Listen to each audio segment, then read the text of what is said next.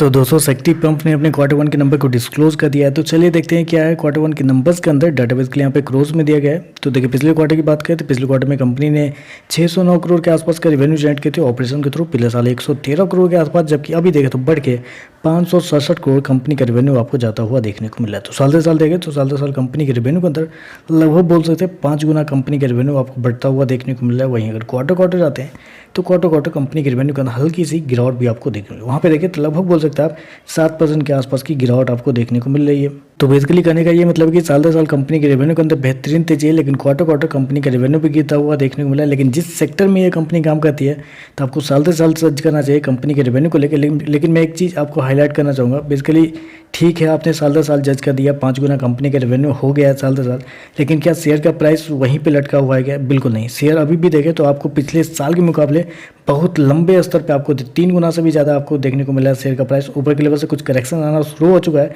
तो मैं यहाँ पे आपको ये सजेस्ट तो बिल्कुल नहीं करूँगा कि आप फ्रेश एंट्री कीजिए या क्या कीजिए।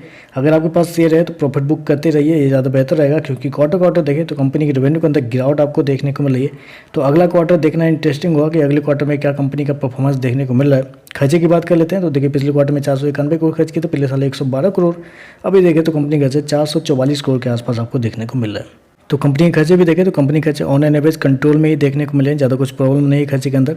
चलिए प्रॉफिट क्या है वो देखते हैं। तो देखिए पिछले क्वार्टर में कंपनी लगभग 90 करोड़ के आसपास का प्रॉफिट थी, पिछले साल 1 करोड़ का प्रॉफिट, जबकि अभी देखें तो बढ़ के 92 करोड़ कंपनी का प्रॉफिट आपको देखना है। तो साल दर साल देखें तो कंपनी का प्रॉफिट 92 टाइम्स होता हुआ देखने को मिल रहा है। जबकि क्वार्टर क्वार्टर जाते हैं तो क्वार्टर क्वार्टर भी कंपनी के प्रॉफिट के अंदर एक हल्की सी तेजी आपको देखने, वहाँ पे देखें तो लगभग बोल सकते हैं 3 से 4% के आसपास का जंप आपको देखने मिल रहा है। तो क्वार्टर क्वार्टर साल दर साल कंपनी के प्रॉफिट के अंदर तेजी आपको देखने को मिल रही है।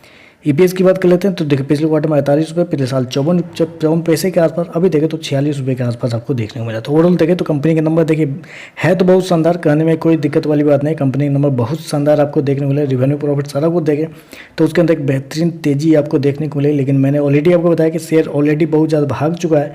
तो अगर इस नंबर के बाद शेयर के अंदर तेजी आती है तो मैं आपको सजेस्ट करूँगा प्रॉफिट बुक करते रहिएगा, वो ज़्यादा बेहतर रहेगा।